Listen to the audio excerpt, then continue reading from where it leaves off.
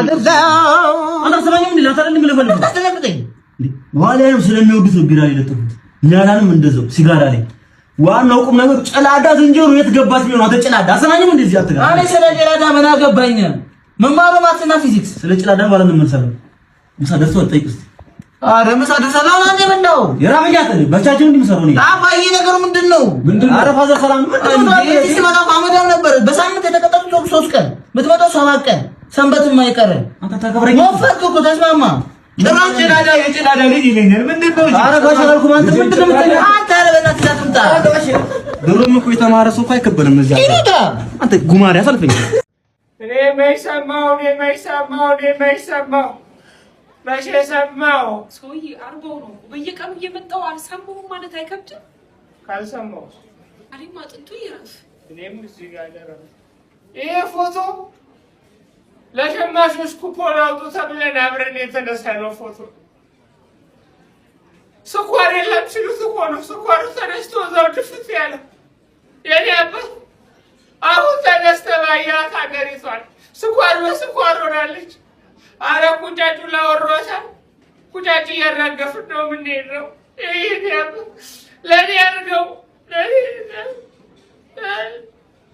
በቃ ዴዲ አሁን ደግሞ ለብሶ ይብቃና በጸበል ጻድቅን ከመስ አይ ቆይ ትንሽ እርሜ ላውጣ አይ እንግዲህ ምን ነው እኔ እንኳን ቢስቱ እያለሁ እንዳንተ አላሽቃበጥኩም የምን ያዙኝ ልቀቁኝ ራስሽ ደፍተሽ እንዴት ታሽቃብጫለሽ አቤት አይ ጸበል ጻድቁ እንዴት ነው አሪፍ ነው ድግሱ እንዴት እየሄደ ነው ማነው ኬተሪንጉን የያዘው እኔ ለቅሶ በቁሞ ኬተሪንግ አውቃችኋለሁ ሌቦች አሁን ባለፈው የወይዘሮ ይበራሹ የቁም ተስካር ጊዜ እነዚህ ነበር የሰሩት አቤት አንበጣ ኬተሪንግ ነው የምን ለቅሶም በቁሞ ኬተሪንግ በፊያው ዲክብ ሰርተው ራሳቸው ሲበሉ ነው እኮ ይዋል ህዝብ እኮ የበላው የእነሱ ተመላሽ ነው ባይዘው አንበጣ አናቃችሁ በቃ እኔ የምልሽ አንድ ነገር ነው ራስሽን እንዳትጎጂ ራስሽን ጠብቂ በቃ የሞተ ደስ አለው የቆመ ተጎዳ ይላል ሰው ሲተል አይደል እንዴ አይ እኔ እኮ ተጽናንቻለሁ እንደው የሞተ ተጎዳ እንጂ እኔ እኮ ላገባ ነው ምን ወንድሙ ላገባ ነው የሰርግ መግቢያ ካርድ ነች ነው እንዳትቀር አንድ ሰው እንዳይቀር ወንድሙ ላገባ ነው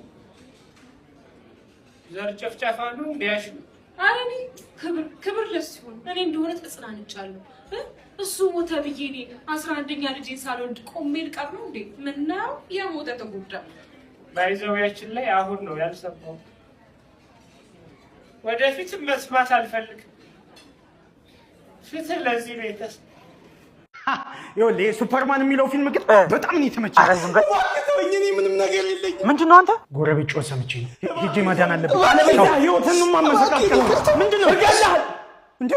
ይኸውልህ አንተ ሰውዬ ይህንን ምስኪን ድሃ ሰውዬ ልቀቀው።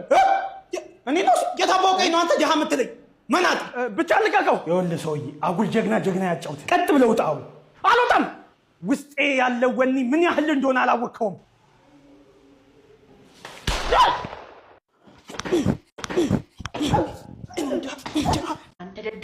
አረማጅን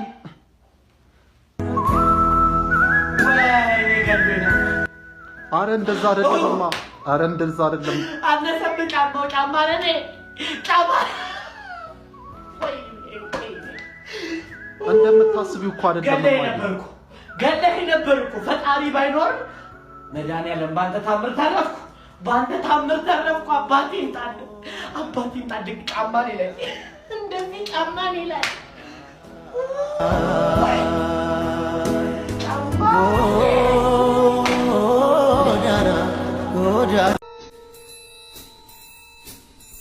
ና እስኪ አንዴ ያስደውለኝ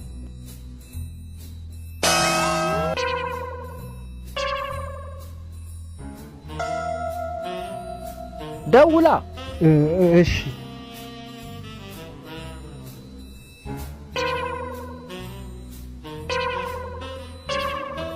በኋላ ደውላለሁ እባክህ ናሽ ሆነ ዘፈለክ ፈትልህ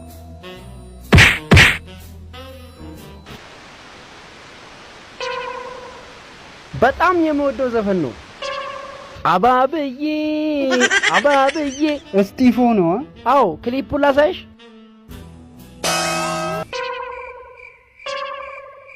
አይታይም እኮ ማን። ቆይ ብራይትነስ ልጨምርልሽ።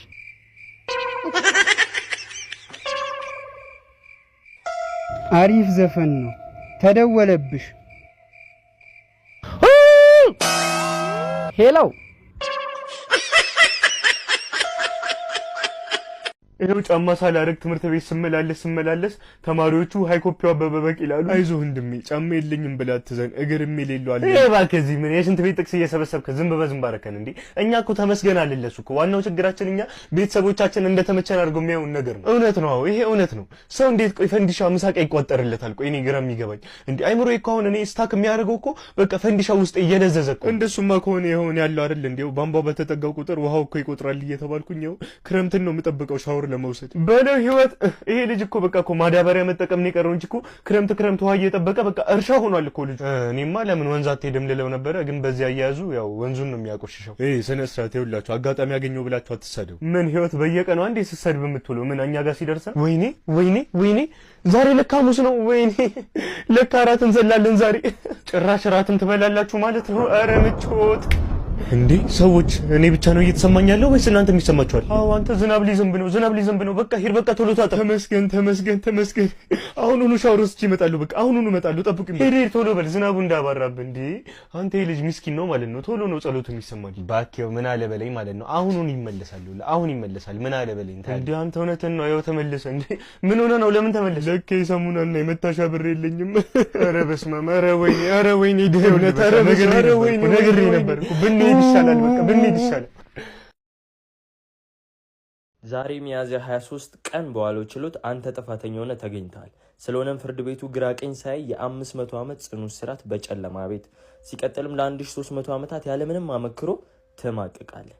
ማስጠንቀቂያ፣ በመሃል ህይወት የሚያልፍ ከሆነ ለማምለጥ እንደሞከርክ ታስቦ ተጨማሪ 700 ዓመት ፍርድ ላይ ይደመርና ሲኦል ላይ ሆነ ፍርድን እንድትቀጥል ይደረጋል። በምንም አይነት ምክንያት በሌላ ሰው አምሳል ተመልሰህ እዚች ዓለም ላይ ብትፈጠርም እንኳን ፍትህን በማጓደል እስርን በመሸሽ በገንዘብ ምዝበራና የመኪና ስርቆት ወንጀል ለተጨማሪ 3700 ዓመታት ሲባዛ በ7 ከተወለድክባት ቀን ጀምሮ ከመቃብር በማይተናነስ የጨለማ ክፍል ውስጥ ታሳልፋለህ። መዝገቡ በአንተ በኩል ተዘግቷል። ወደ መዝገብ ቤት ይመለስ። መልአክ እኮ ነህ አንተ። እኔም ማላልኩኝ ቆንጆ በእናትሽ ታድዬ፣ በቃ ያገኘኝ ሰው ሁሉ ነው ቅንት የሚልብኝ እኮ። እኔ አንቺን ባላገኝ ህይወቴ እኮ ጨለማ ነበር። ወይኔ እንደዚህ አትበለኝ አንተ። ለማግኘት አልችልም። ለኔ ብቻ የተፈጠርክ በቃ ለኔ ብቻ። ውይ እድለኛ ሰው ነኝ። አስባችሁታል ግን ቆንጆ ወንድ አግብቼ ቢሆን ኖሮ እንዴት መከሬን እንደምበላ። አንተን ስላገኘው በጣም እድለኛ ነኝ።